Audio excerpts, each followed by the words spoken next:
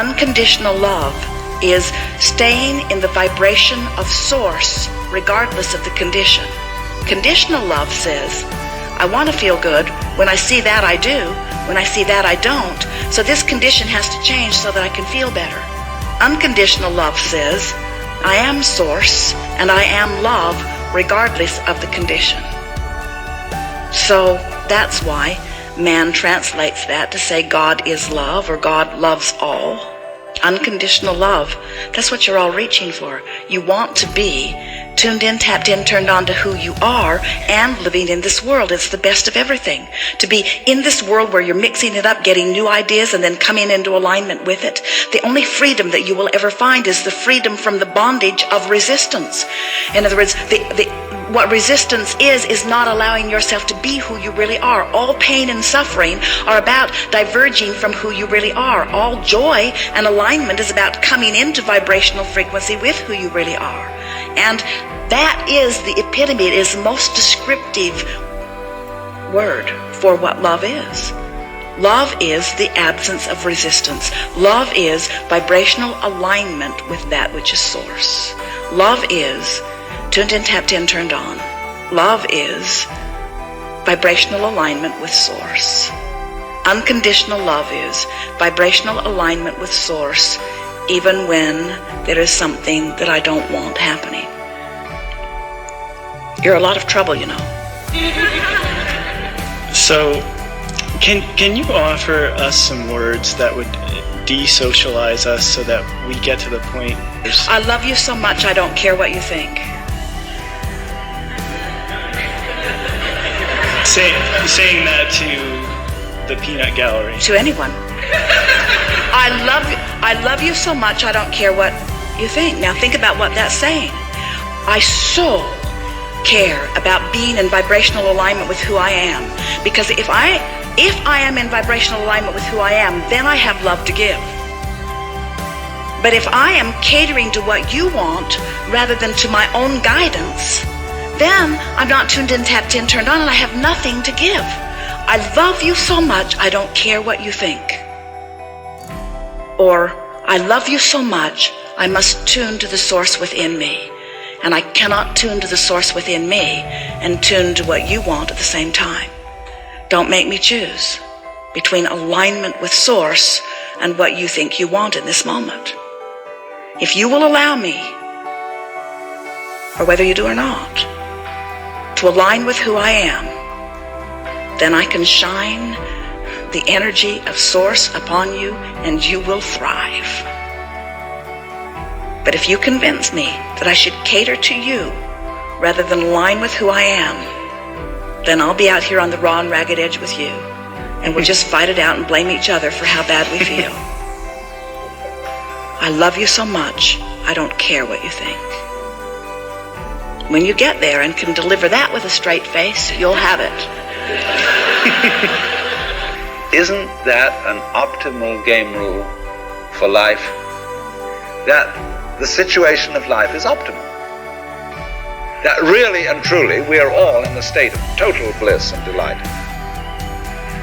But we are going to pretend we aren't just for kicks.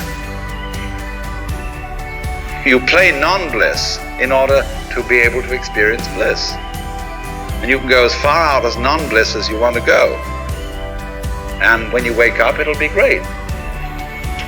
And that even if I got myself into an awful mess, and I got born with syphilis and the Great Siberian Itch and tuberculosis and in a Nazi concentration camp, nevertheless, this was a game which was a very far out play, but I did it. But you see then, once we are up against this possibility that the distinction between what we do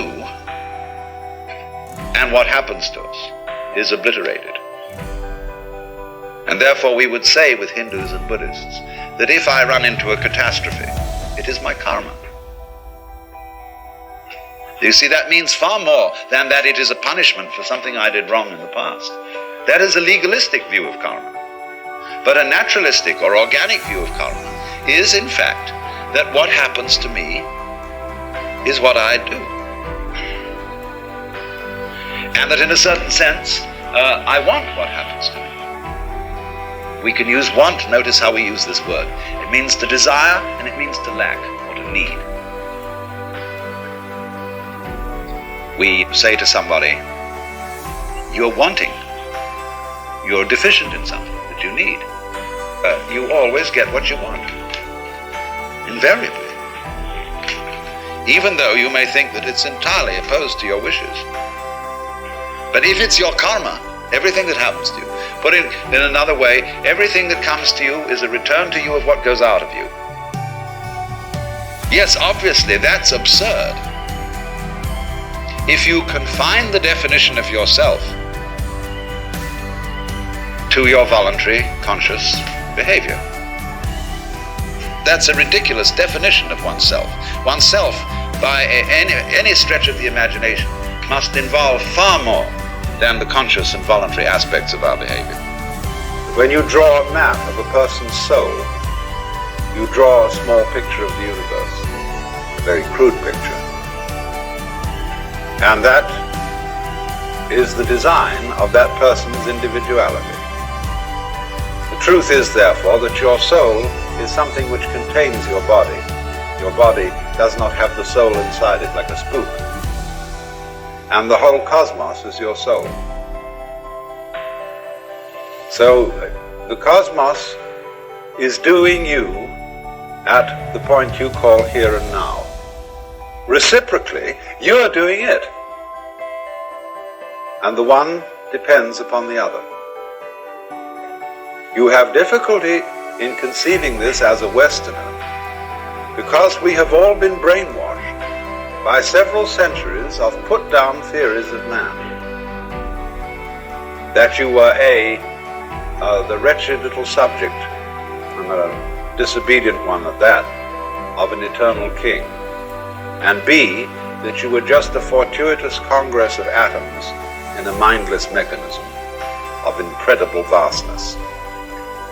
Having entertained those two theories of man and of existence for so many centuries, we are very much brainwashed into being unable to see that we and the universe are mutually causative, or to use the Chinese expression, mutually arising.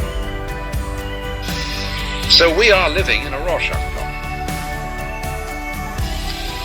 Only urban people have difficulty in realizing this. Because urban people live in a straightened out world. And we call them straights or squares.